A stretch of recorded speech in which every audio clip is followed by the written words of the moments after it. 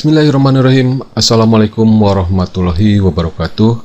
Siswa-siswi yang saya cintai, semoga hari ini dalam keadaan sehat walafiat, tidak kekurangan sesuatu apapun. Pada video pembelajaran ini saya akan melanjutkan listrik statis, yaitu bagian yang ketiga. Dengan pokok bahasan, yang pertama itu rapat muatan listrik, kemudian yang kedua itu adalah flux listrik, kemudian yang ketiga itu adalah hukum Gauss. Jangan lupa like dan komen di video pembelajaran ini jika ada yang belum dipahami. Dan share juga kepada teman-teman siswa-siswi semuanya melalui media sosial. Jangan lupa juga subscribe supaya tidak ketinggalan video-video pembelajaran berikutnya.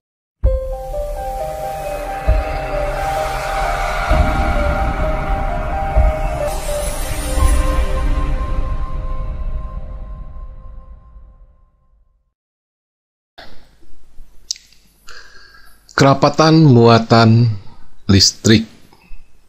Kerapatan muatan listrik itu dilambangkan dengan sigma atau digambarkan seperti ini. Nah, untuk memahami kerapatan muatan listrik, saya analogikan pada kerapatan siswa dalam suatu kelas. Dalam suatu kelas, berdasarkan standar pendidikan, jumlah satu kelas itu adalah 36 orang. Kemudian luas ruang kelas itu adalah 8 meter kali 9 meter atau 72 meter persegi. Dengan jumlah siswa 36 orang per kelas dengan luas 72 meter persegi, nah siswa nyaman di dalam ruang kelas. Jadi tidak terlalu berdesak-desakan. Nah, sekarang jika ke dalam ruangan kelas tersebut yang sudah berisi 36 orang, dimasukkan lagi 36 orang, jadi jumlahnya 72 siswa, maka duduk antara siswa itu akan saling berdesakan. Atau dapat dikatakan bahwa duduk antara siswa itu lebih rapat. Jadi di sini kerapatan duduk siswa di dalam kelas itu tergantung pada jumlah siswa dan tergantung pada luas daripada kelas. Nah, untuk mendefinisikan kerapatan muatan listrik, ini dapat mengikuti analogi kerapatan siswa dalam kelas. Kerapatan muatan listrik didefinisikan sebagai banyaknya muatan listrik tiap satu satuan luas keping penghantar. Jadi sini banyaknya siswa dapat dianalogikan dengan banyaknya muatan listrik, kemudian luas kelas dapat didefinisikan dengan luas keping penghantar, karena muatannya ini ada dalam penghantar listrik.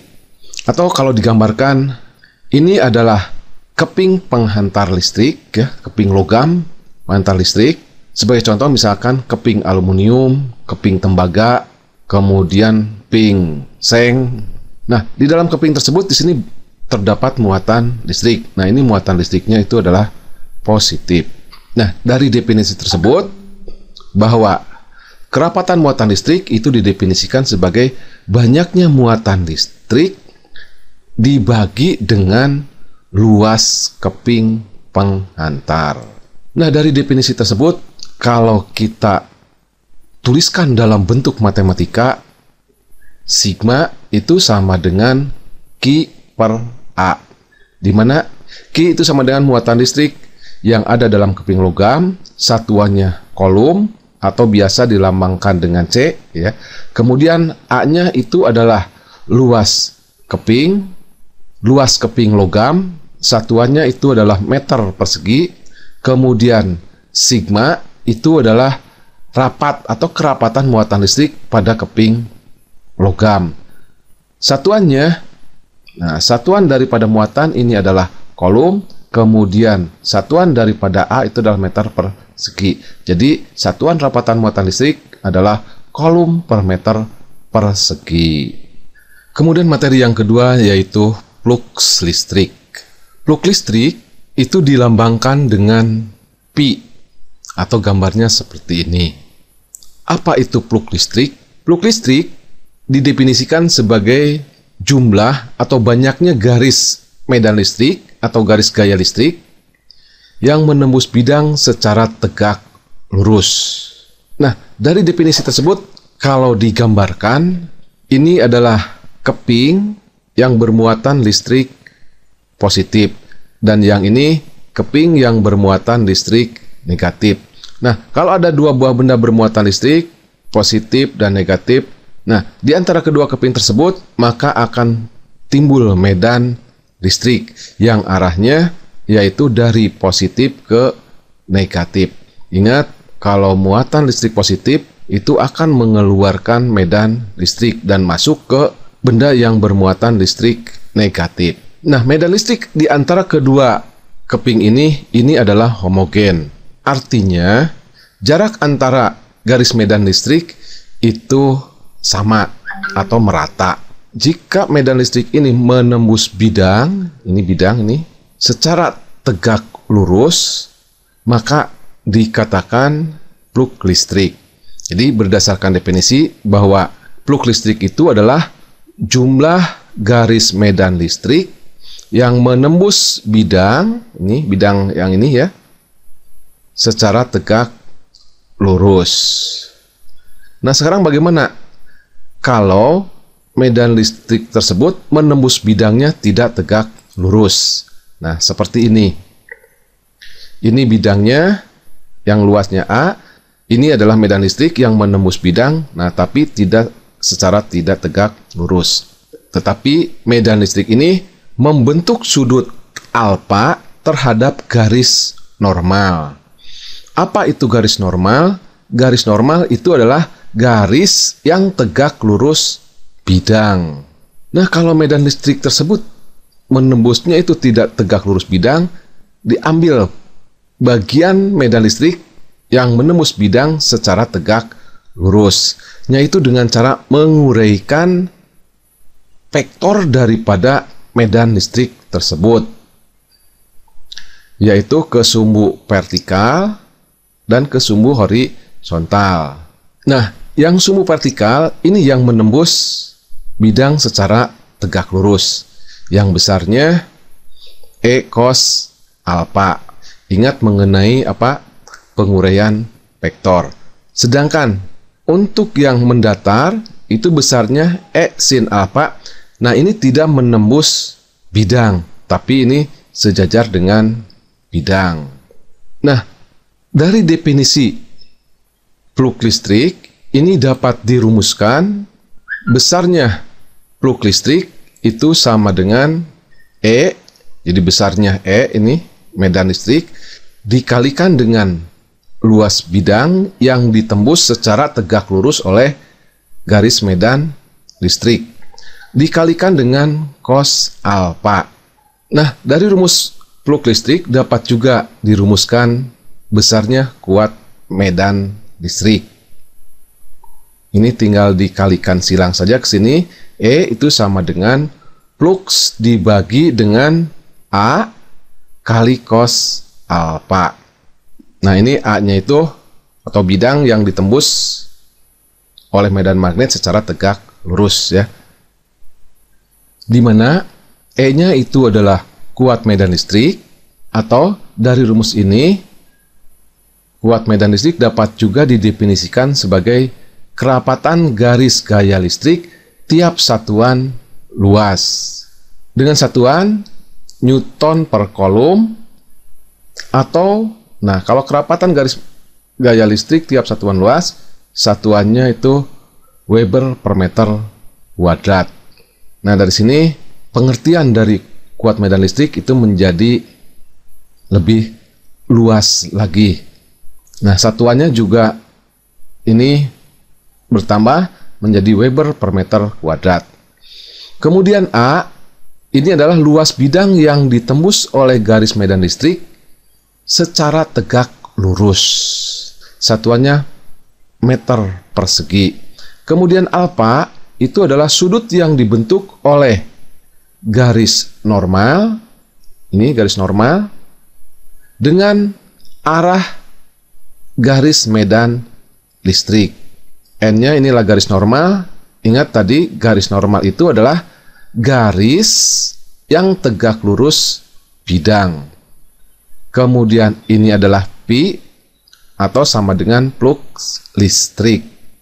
Satuan plug listrik, kalau melihat dari rumus plug listrik ini ya, E-nya satuannya itu adalah Newton per kolom dan A-nya itu satuannya itu adalah meter kuadrat. Jadi satuan plug listrik itu sama dengan Newton meter kuadrat per kolom, atau dinamakan juga dengan Weber atau disingkat WB.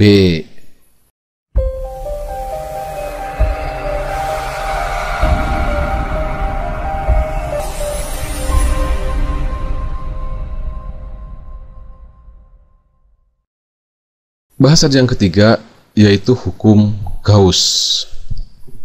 Fungsi daripada hukum Gauss adalah untuk merumuskan besarnya medan listrik yang dihasilkan dari berbagai bentuk benda yang bermuatan listrik.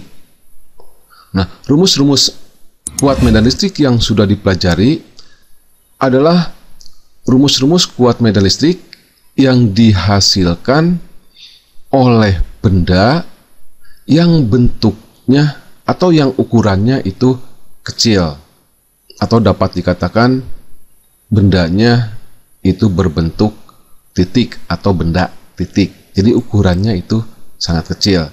Nah, besar medan listriknya itu dirumuskan untuk benda yang bentuknya itu sangat kecil.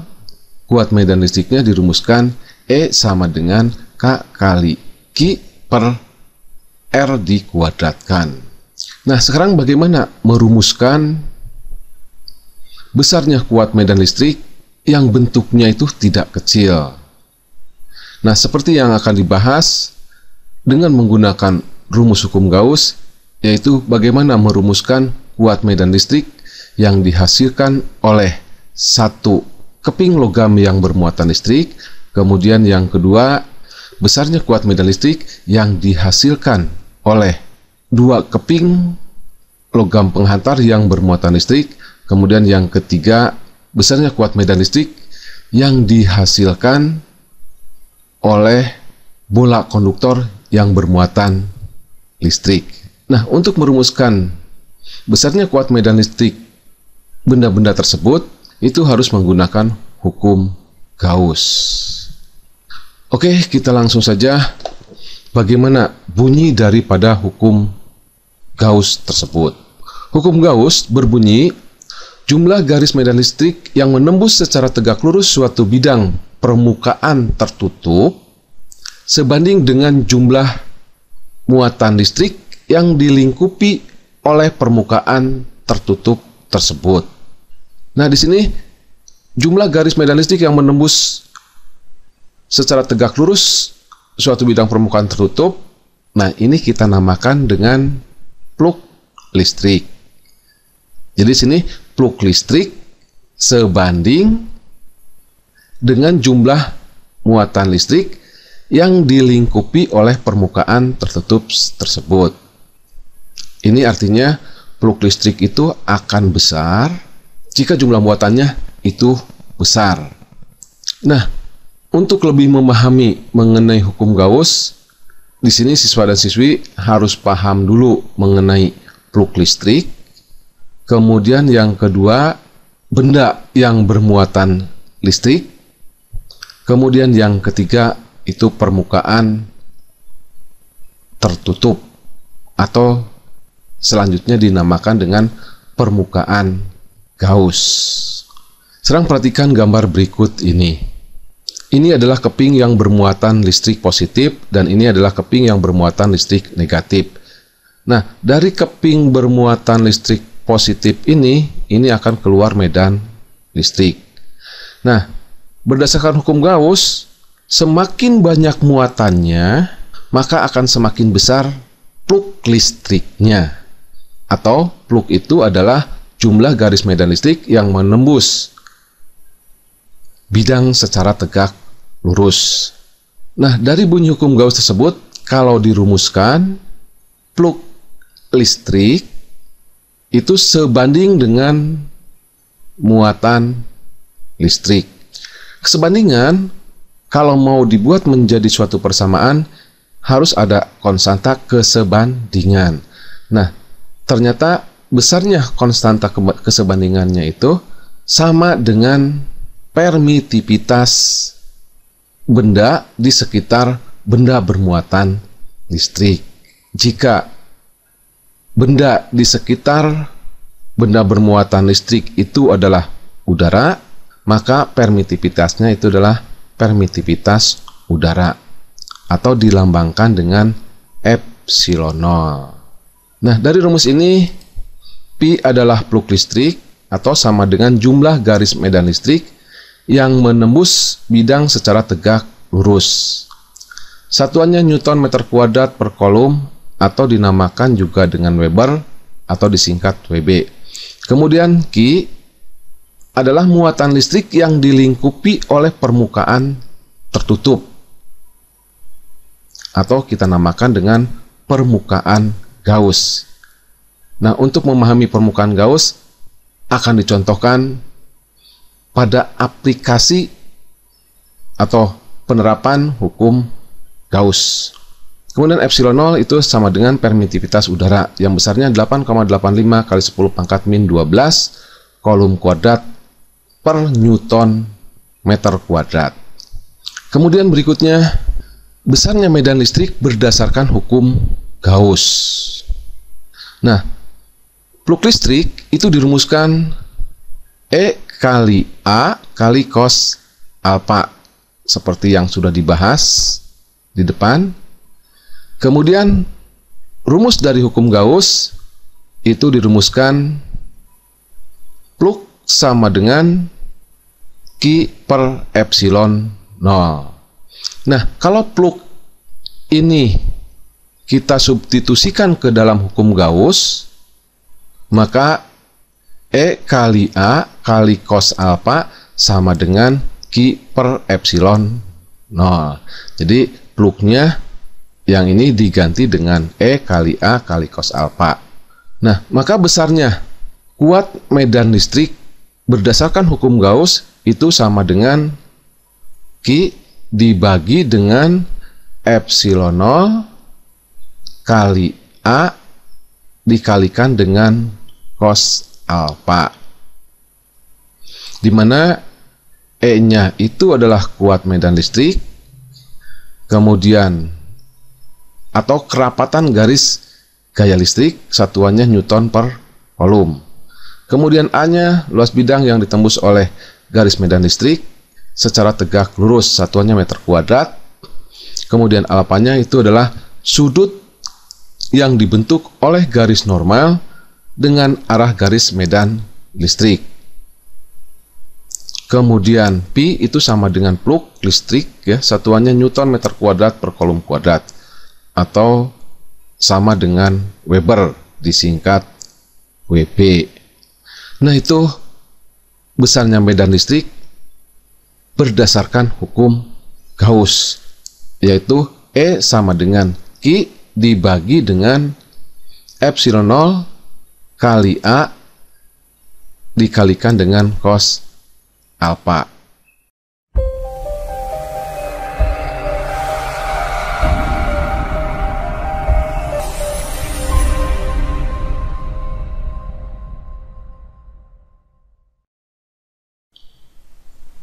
Berikutnya akan kita bahas mengenai aplikasi atau penerapan daripada hukum Gauss. Seperti sudah diungkapkan di depan bahwa fungsi daripada hukum Gauss adalah untuk mencari rumus kuat medan listrik dari berbagai bentuk benda. Nah, kita sekarang akan mencari satu rumus kuat medan listrik pada bola konduktor. Kemudian yang kedua, kita akan mencari rumus kuat medan listrik yang dihasilkan oleh satu keping konduktor. Kemudian yang ketiga, kita akan mencari rumus kuat medan listrik yang dihasilkan oleh dua keping konduktor sejajar. Mari kita bahas satu persatu. Nah, yang pertama kita akan merumuskan besarnya kuat medan listrik yang dihasilkan oleh bola konduktor. Nah, yang perlu diketahui dulu, bola konduktor itu adalah bola yang terbuat dari bahan konduktor seperti tembaga, aluminium, seng, dan bahan-bahan konduktor yang lainnya. Kemudian dalam merumuskan kuat medan listrik pada bola konduktor ini, kita akan merumuskan besarnya kuat medan listrik di dalam bola konduktor. Kemudian yang kedua, kita akan merumuskan besarnya kuat medan listrik pada permukaan bola konduktor, dan yang ketiga kita akan merumuskan besarnya kuat medan listrik di luar bola konduktor. Nah, yang pertama dulu kita akan merumuskan besarnya kuat medan listrik di dalam bola konduktor. Perhatikan gambar berikut ini. Ini adalah bola konduktor. Jadi ini bukan lingkaran. Nah, bola konduktor ini bermuatan listrik positif.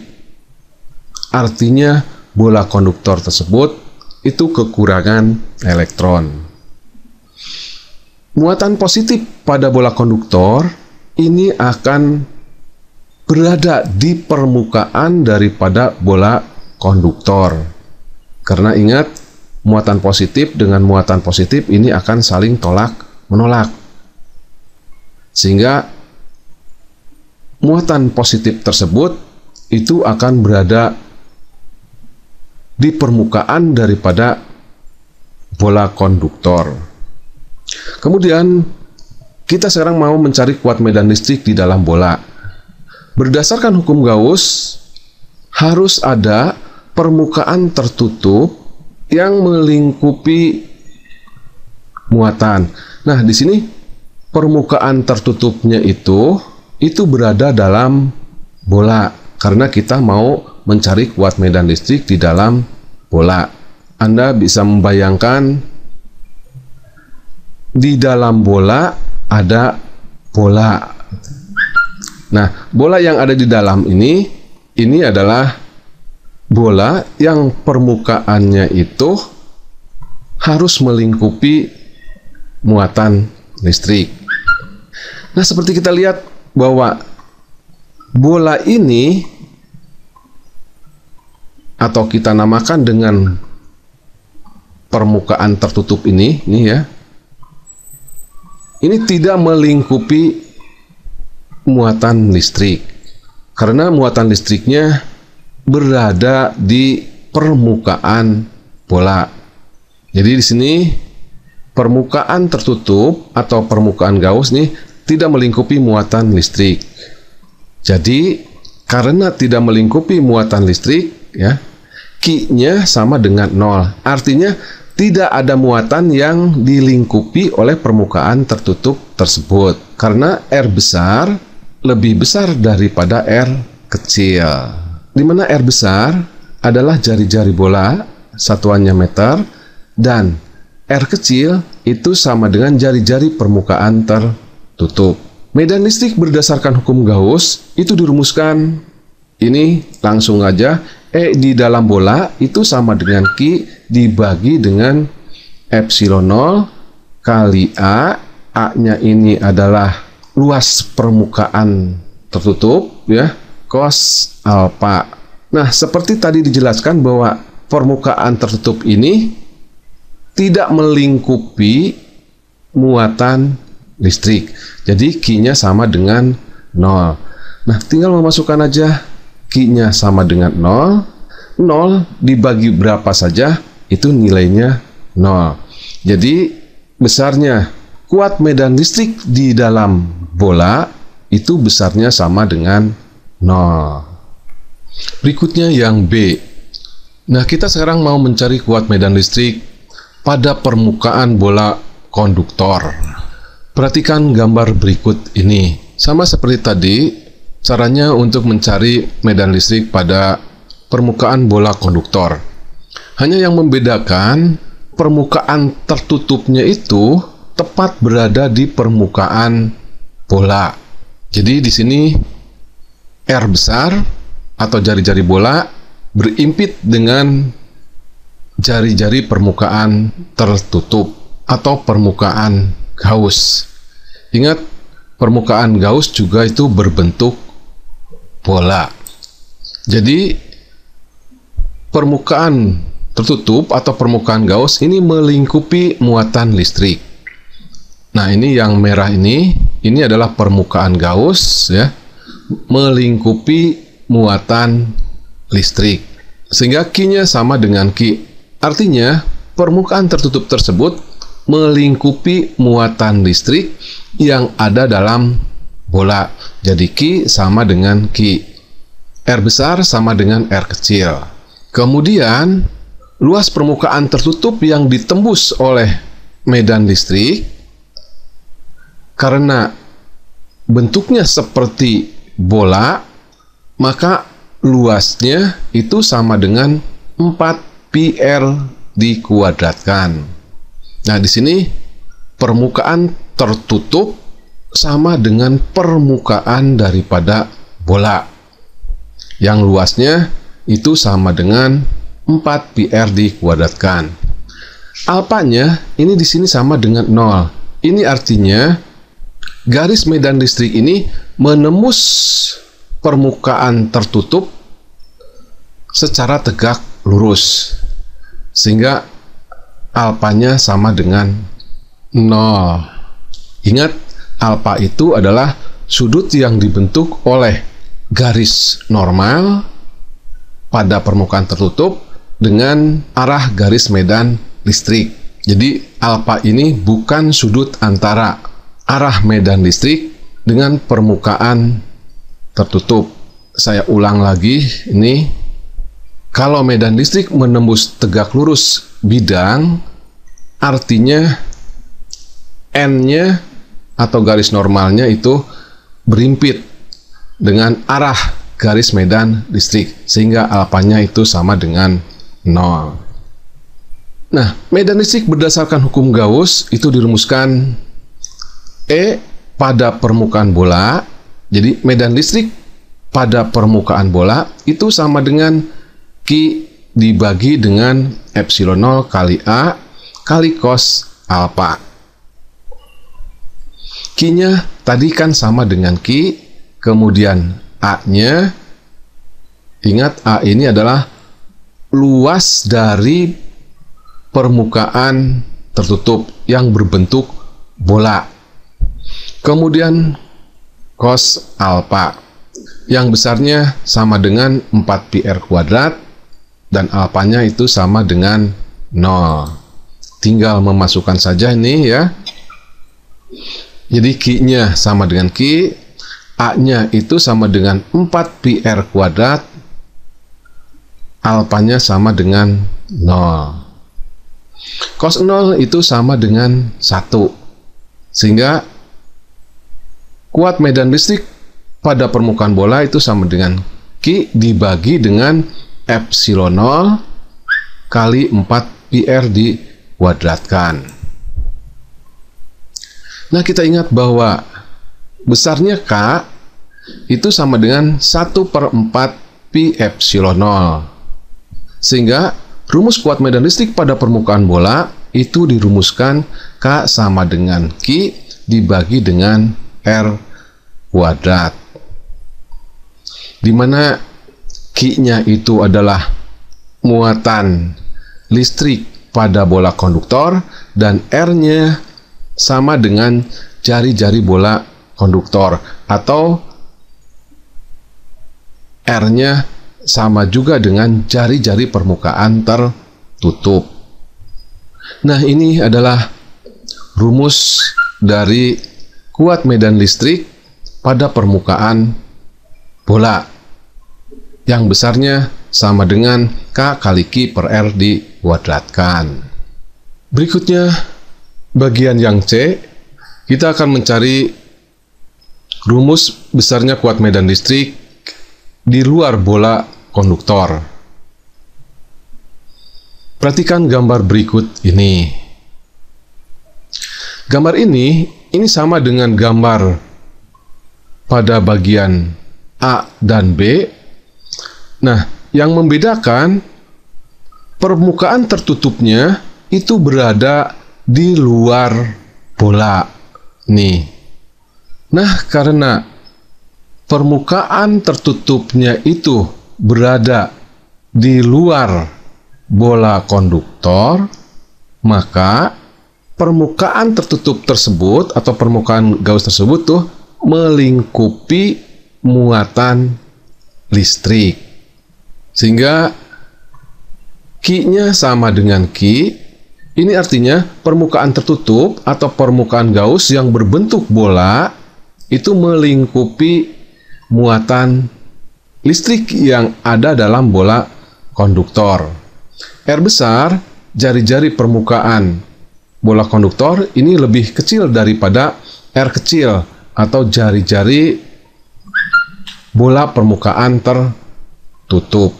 Luas bidang permukaan tertutup yang ditembus oleh medan listrik itu besarnya sama dengan 4 πr dikuadratkan. Ingat di sini R-nya R kecil ya. Karena R kecil merupakan jari-jari daripada bola permukaan tertutup atau bola Gauss. Kemudian alfanya sama dengan 0. Nah, di sini medan listrik menembus bidang secara tegak lurus. Ini artinya gaya normal berimpit dengan garis medan listrik. Nah, karena berimpit, nilai alfanya itu sama dengan 0. Kemudian kuat medan listrik berdasarkan hukum Gauss itu dirumuskan E di luar bola sama dengan Q dibagi epsilon 0 kali A kali cos alfa. Tinggal memasukkan saja ini Q-nya sama dengan Q, kemudian A-nya itu sama dengan 4 πr dikuadratkan. Ingat R-nya di sini R kecil ya. Kemudian alfanya sama dengan 0. Cos 0 itu sama dengan 1. Sehingga kuat medan listrik di luar bola itu sama dengan Q dibagi dengan epsilon 0 kali 4 πr dikuadratkan. K besarnya itu sama dengan 1 dibagi dengan 4 pi epsilon 0. Sehingga kuat medan listrik di luar bola itu sama dengan K kali R dikuadratkan. Ingat tadi di sini R besar itu adalah jari-jari bola dan R kecil itulah jari-jari permukaan tertutup atau permukaan Gauss yang bentuknya sama juga seperti bola.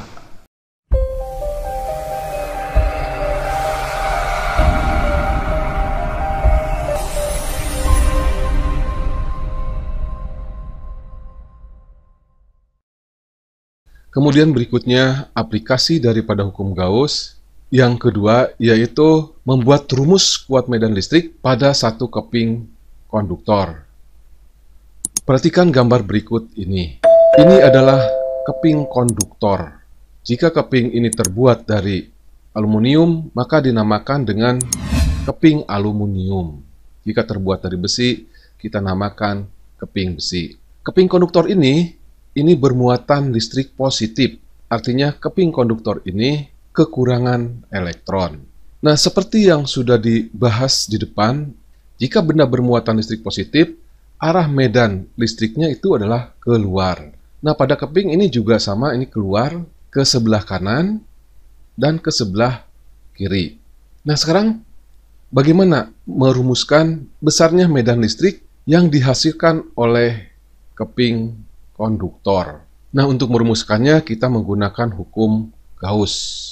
Di dalam hukum Gauss, itu harus ada permukaan tertutup atau dinamakan juga dengan permukaan Gauss yang dapat melingkupi daripada muatan ini. Nah, permukaan tertutupnya atau ruang tertutupnya, kalau bendanya berbentuk keping, yaitu berbentuk kubus seperti ini. Jadi ini adalah permukaan Gauss-nya ini, atau ruang tertutupnya yang melingkupi daripada keping logam yang bermuatan listrik. Nah, dari permukaan tertutup ini Bidang yang ditembus oleh medan listrik adalah bidang sebelah kanan ini dan bidang sebelah kiri. Yang luasnya sama dengan A atau sama dengan luas daripada apa tuh? Ping. Jadi permukaan tertutup atau permukaan Gauss ini melingkupi muatan listrik. Nah, permukaan tertutup yang ditembusnya itu adalah bagian ini atau bidang sebelah kanan dan bidang sebelah kiri. Karena permukaan tertutup ini melingkupi muatan listrik, maka di sini besarnya Q sama dengan Q. Seperti sudah dijelaskan di depan, ini artinya ruang tertutup ini yang berbentuk kubus ini melingkupi muatan listrik. Maka Q sama dengan Q. Kemudian bidang yang ditembus oleh medan listrik yaitu ada dua, yaitu bidang sebelah kanan dan bidang sebelah kiri. Maka besarnya luas bidang yang ditembus oleh medan listrik atau oleh plug listrik ini ya, karena banyak, itu sama dengan 2A. Kemudian alfanya ini sama dengan 0. Ingat, alfa itu adalah sudut yang dibentuk oleh garis normal dan arah medan listrik. Jadi di sini garis normalnya itu arahnya ke sini. Arah medan listriknya juga sama ke sini. Jadi garis normal dengan medan listrik itu segaris, sehingga sudutnya itu sama dengan 0. Gambar ini menunjukkan bahwa garis medan listrik ini menembus bidang ini secara tegak lurus. Kuat medan listrik berdasarkan hukum Gauss, nah itu dirumuskan E pada satu keping itu sama dengan Q dibagi dengan epsilon 0 kali A kali cos alfa. Nah ini tinggal memasukkan saja. Q-nya sama dengan Q. Kemudian bidang yang ditembus oleh medan listriknya itu sama dengan 2A. Ingat ini A sebelah sini ditambah dengan A sebelah sini. Jadi 2A. Kemudian alfanya itu sama dengan 0. Cos 0 itu sama dengan 1. Nah, sehingga kuat medan listrik pada satu keping itu dirumuskan Q dibagi dengan epsilon 0 kali 2A. Nah, kita ketahui juga bahwa rapat muatan listrik itu dirumuskan Q per A. Maka besarnya kuat medan listrik pada satu keping itu dirumuskan Q per A-nya diganti dengan sigma. Jadi sigma dibagi dengan 2 kali epsilon 0. Nah, ini adalah rumus kuat medan listrik yang dihasilkan oleh satu keping konduktor. Berikutnya yang ketiga, yaitu merumuskan kuat medan listrik pada dua keping konduktor sejajar. Perhatikan gambar berikut ini. Ini ada dua keping konduktor sejajar yang bermuatan listrik. Keping yang sebelah kiri bermuatan listrik positif dan keping yang sebelah kanan itu bermuatan listrik negatif. Maka arah medan listriknya itu dari positif ke negatif. Seperti gambar ini. Jadi pada dua keping konduktor sejajar, arah medan listriknya yaitu dari positif ke negatif. Jadi tidak ada yang ke belakang ke sini. Seperti pada satu keping konduktor. Dan di sini juga tidak ada yang masuk. Untuk merumuskan besarnya kuat medan listrik yang ada di antara kedua keping ini, kita menggunakan rumus daripada hukum Gauss, di mana dalam rumus hukum Gauss tersebut itu harus ada ruangan tertutup yang melingkupi muatan listrik. Nah, ruang tertutupnya ini berbentuk kotak seperti ini. Kalau pada bola konduktor itu berbentuk bola. Nah, kalau pada keping konduktor, nah itu berbentuk kotak. Jadi permukaan tertutup atau permukaan Gauss ini melingkupi muatan listrik. Sehingga Q-nya sama dengan Q, ini artinya permukaan tertutup ini melingkupi muatan listrik. Kemudian bidang yang ditembusnya itu hanya satu buah ini, seluas A. Jadi yang sebelah sininya ini tidak ditembus oleh medan listrik. Jadi bidang yang ditembusnya itu sama dengan A atau sama dengan luas daripada keping tersebut. Alfanya di sini juga sama dengan 0 karena garis normal itu segaris dengan arah daripada medan listrik. Jadi garis normalnya juga ke sini arahnya. Ingat, garis normal itu adalah garis yang tegak lurus bidang ini. Buat medan listrik berdasarkan hukum Gauss itu dirumuskan E pada 2 keping itu sama dengan Q per epsilon 0 kali A kali cos alfa. Tinggal memasukkan saja ini Q-nya sama dengan Q, kemudian bidang yang ditembusnya itu sama dengan A, ini ya, karena satu bidang saja, kemudian alfanya itu sama dengan 0. Cos 0 itu sama dengan 1, nah sehingga kuat medan listrik pada 2 keping sama dengan Q dibagi dengan epsilon 0 kali A. Nah, Q per A itu sama dengan rapat muatan listrik yang dilambangkan dengan sigma. Maka kuat medan listrik pada 2 keping dapat juga dirumuskan E pada 2 keping sama dengan sigma dibagi dengan epsilon 0. Nah, ini adalah rumus kuat medan listrik yang dihasilkan oleh 2 keping konduktor bermuatan listrik yang sejajar.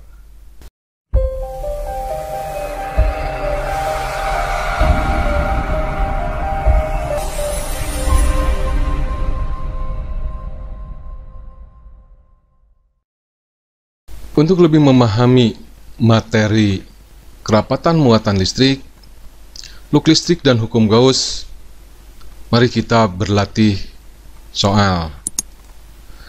Nomor 1. Kuat medan listrik homogen yang besarnya 150 Newton per kolom menembus suatu bidang berukuran 20 cm kali 15 cm. Hitung besar pluk listriknya jika arahnya A. Sejajar bidang, B. Membentuk sudut 37 derajat terhadap bidang, C. Tegak lurus bidang.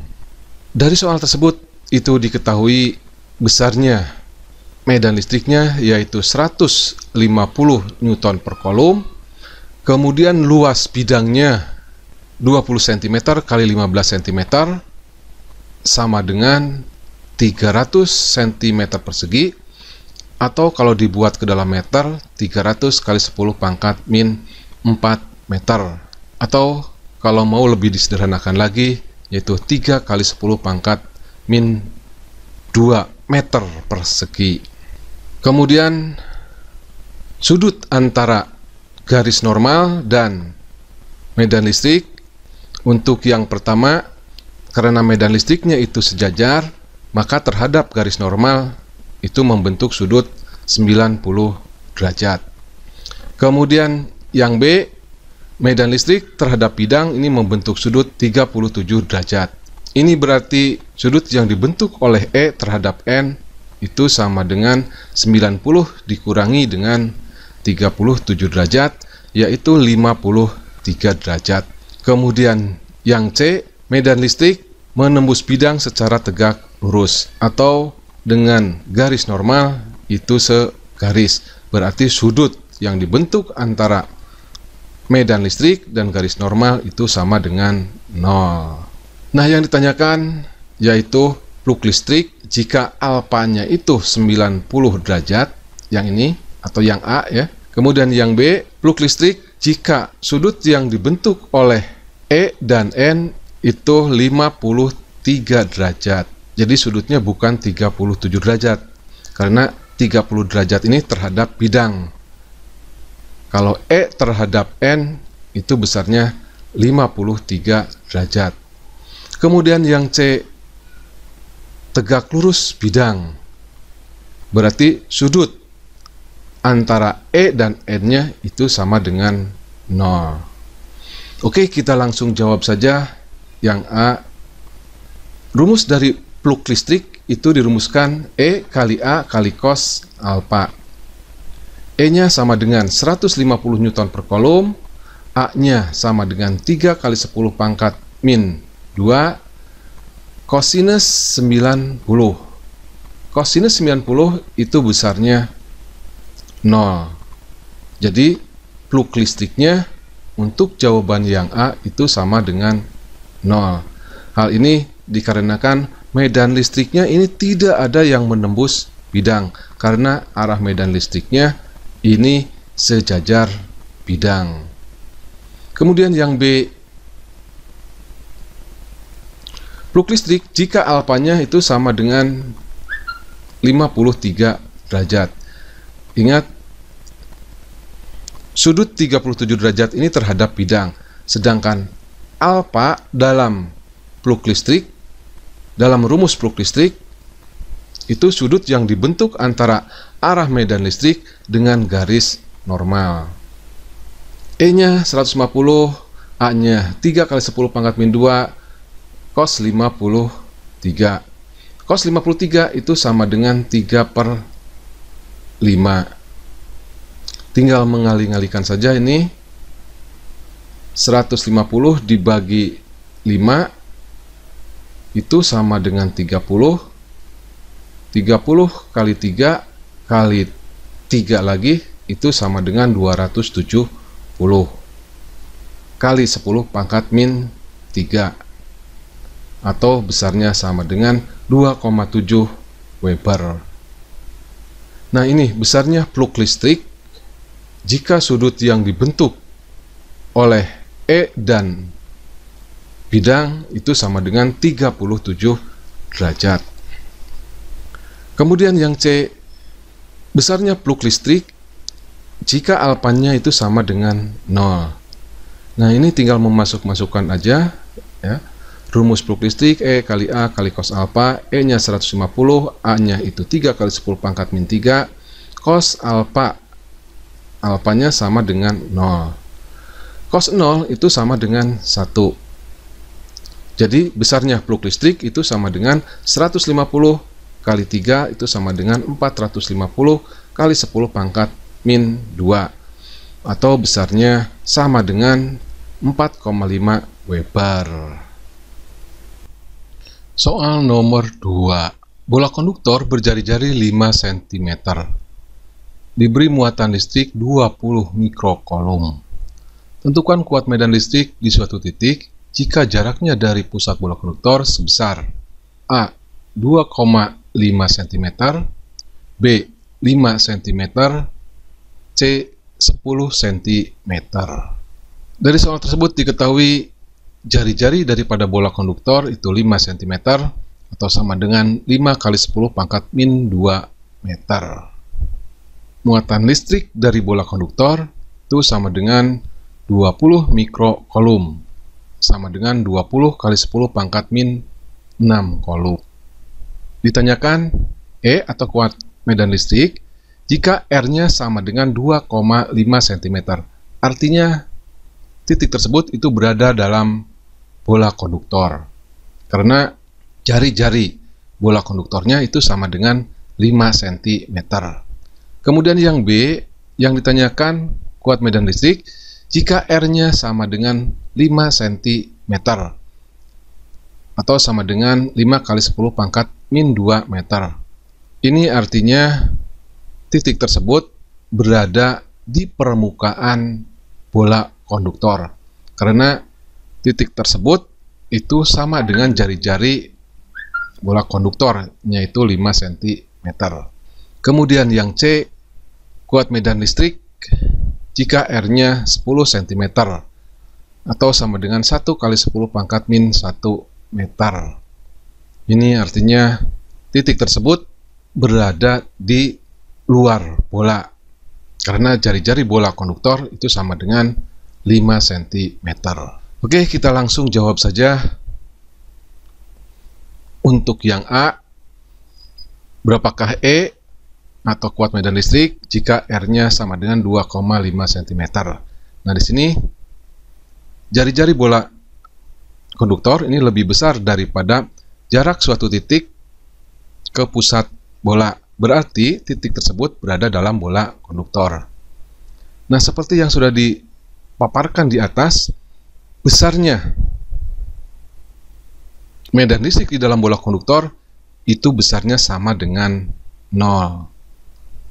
Hal ini disebabkan karena tidak ada muatan listrik yang terlingkupi oleh permukaan Gauss. Yang B, berapakah kuat medan listrik jika R-nya sama dengan 5 cm? Nah, di sini R besar itu sama dengan R kecil.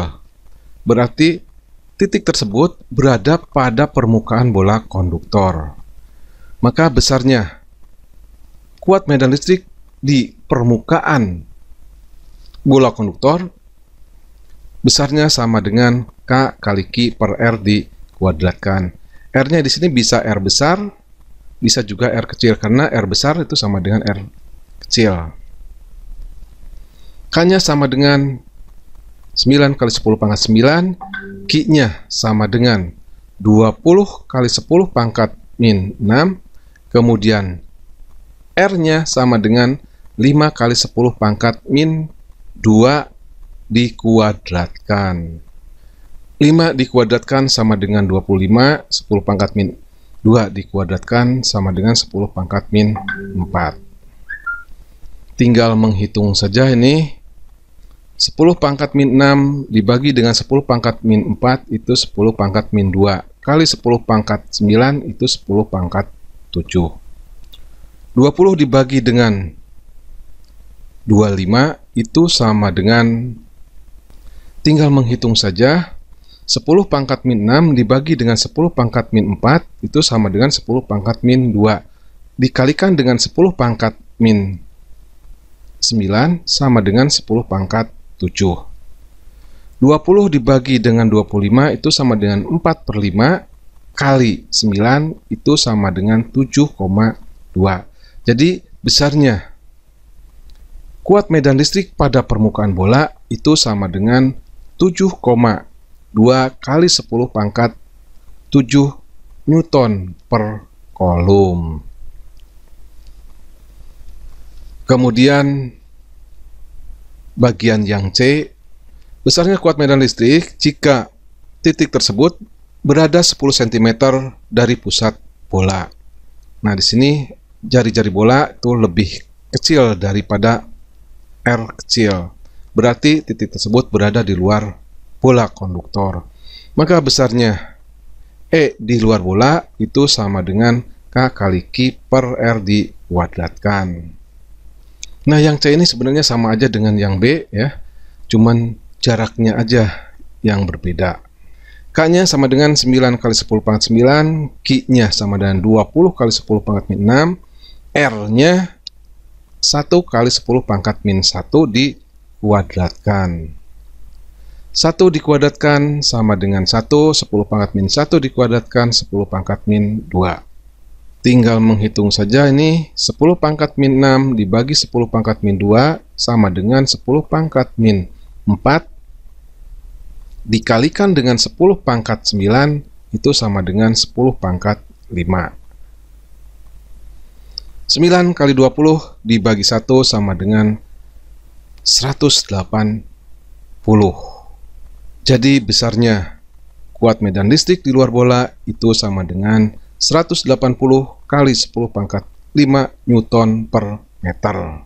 Atau kalau mau lebih disederhanakan lagi, besarnya kuat medan listrik di luar bola sama dengan 1,8 kali 10 pangkat 7 Newton per kolom. Nah, itu besarnya kuat medan listrik di dalam bola, di permukaan bola, dan di luar bola. Soal nomor 3. Konduktor dua keping sejajar yang berbentuk persegi panjang memiliki panjang 5 cm dan 4 cm. Konduktor tersebut diberi muatan sebesar 1,5 mikrokolom. Tentukan A. Kerapatan muatan listriknya. B. Kuat medan listrik dalam ruang di antara kedua keping. Dari soal tersebut diketahui luas daripada keping yang besarnya sama dengan 5 cm kali 4 cm sama dengan 20 cm persegi, atau sama dengan 20 kali 10 pangkat min 4 meter persegi. Muatan listriknya sama dengan 1,5 mikrokolom, sama dengan 1,5 kali 10 pangkat min 6 kolom. Yang ditanyakan dari soal ini adalah kerapatan muatan listrik atau dilambangkan dengan sigma. Kemudian yang B, kuat medan listrik di antara kedua keping konduktor. Kita langsung jawab saja. Yang A yang ditanyakan itu adalah kerapatan muatan listrik. Kerapatan muatan listrik itu sama dengan banyaknya muatan listrik dalam suatu keping dibagi dengan luas keping. Muatan listriknya besarnya 1,5 kali 10 pangkat min 6. A-nya sama dengan 20 kali 10 pangkat min 4. Tinggal menghitung saja. 10 pangkat min 2 dibagi 10 pangkat min 4 itu sama dengan 10 pangkat min 2. 1,5 dibagi 20 sama dengan 0,075.